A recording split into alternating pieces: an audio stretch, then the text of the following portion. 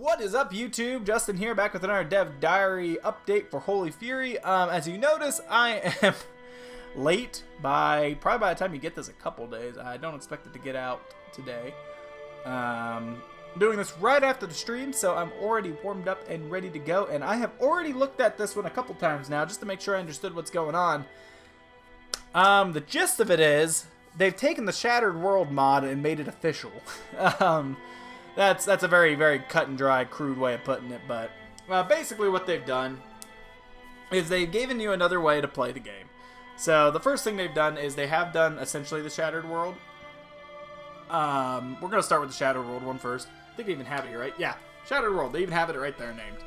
The Shattered World one. So all you got to do for that is they have all the setup stuff here. Again, I looked at it, but not everything highlights as much as I'd like it to. I'm going to assume that's the Shattered World button. That's the Random Worlds option. Yeah, so you can pick whatever time period you want, or you can just go into custom game setup and make it work from there. But you can have it where your world's broken up by counts. You can have it broken up by dukes. You can have it broken up by kings. You can have it mixed up. Oh, it doesn't say kings. That was my bad. Counts, dukes, or a mixture of the two. Probably helps if I just read the thing straight up. But it lets it, you know, it gives you that Shattered World mod that they've had made for a few years now, and it makes it official. And as you can see here, you can have some stuff changed up. So they've made it so you can modify the way Shattered World works. Because the problem I had with Shattered World mod, the actual mod, is it's cool seeing all of Europe broken up and the Abbasids broken up and just all these counts. But the problem is the blobbing. It's real easy as a human player to get a duchy, then a kingdom, and then start eating everyone.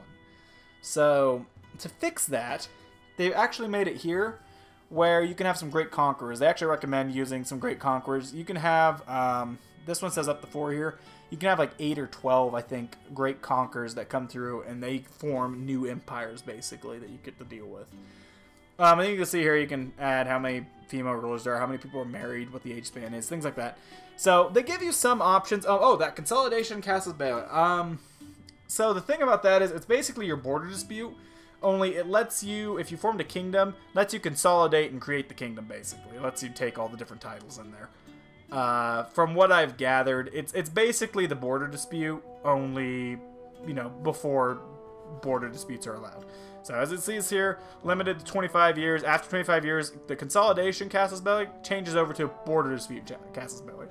It's not terribly explained what the difference is, but from what I've gathered, it lets you unite a kingdom together so that you can, well, consolidate your realm. So that's important.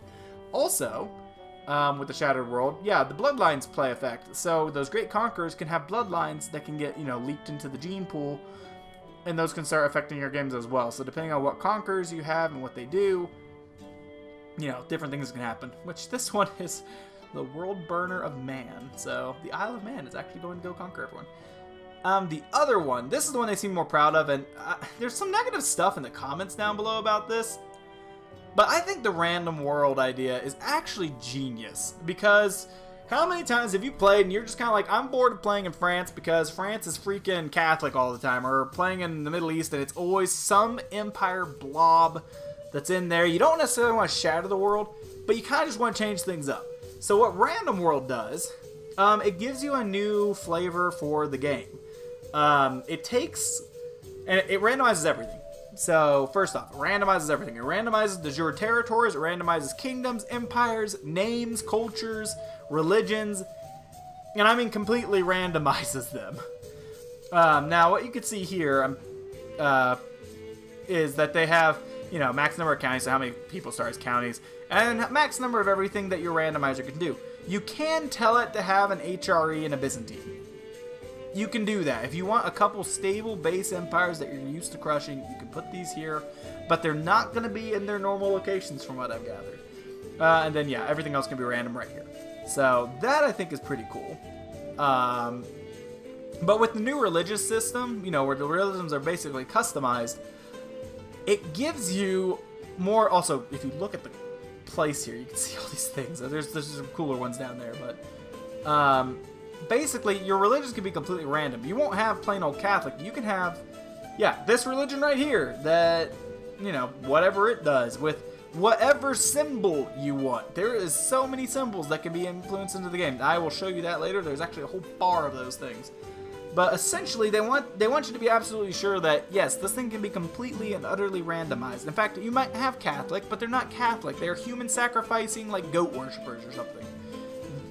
That's what they're trying to do here. So, you can kind of see this empire here. I think that's their Byzantine equivalent. You can see here, I think these are cultures. The cultures, so they did say this. Religions can get completely messed up and modified. Cultures don't modify too much. There's not... Yeah, it says right here. A bit more simplistic, simply for the fact that cultures generally don't have many gameplay features to speak of. The only ones you have to worry about are probably the Norse, so you might have, like, this culture right here can go raiding people. So, things like that. So, I think it's kind of cool, and it looks like they base the cultures off of the local area. So, Sinope, Abdosian, I think. Yeah, Cherubim.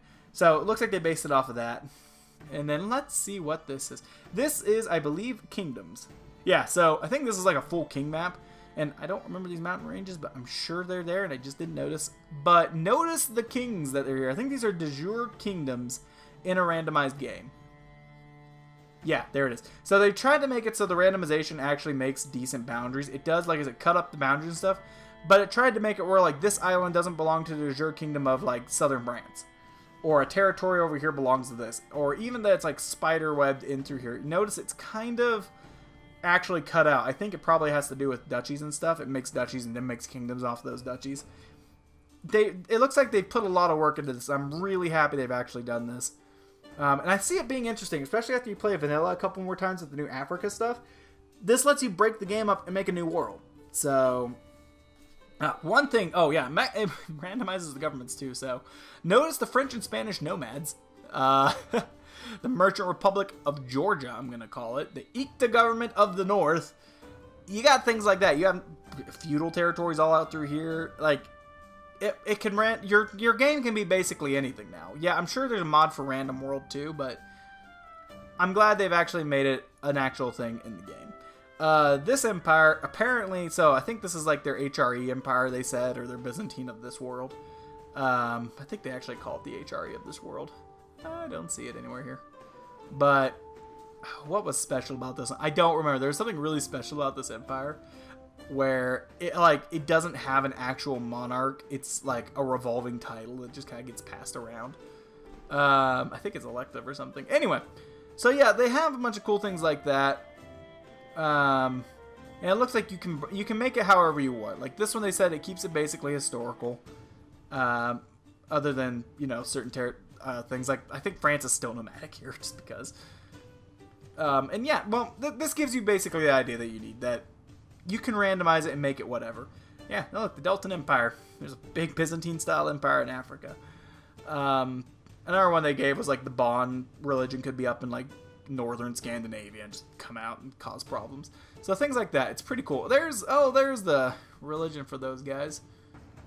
It doesn't really say.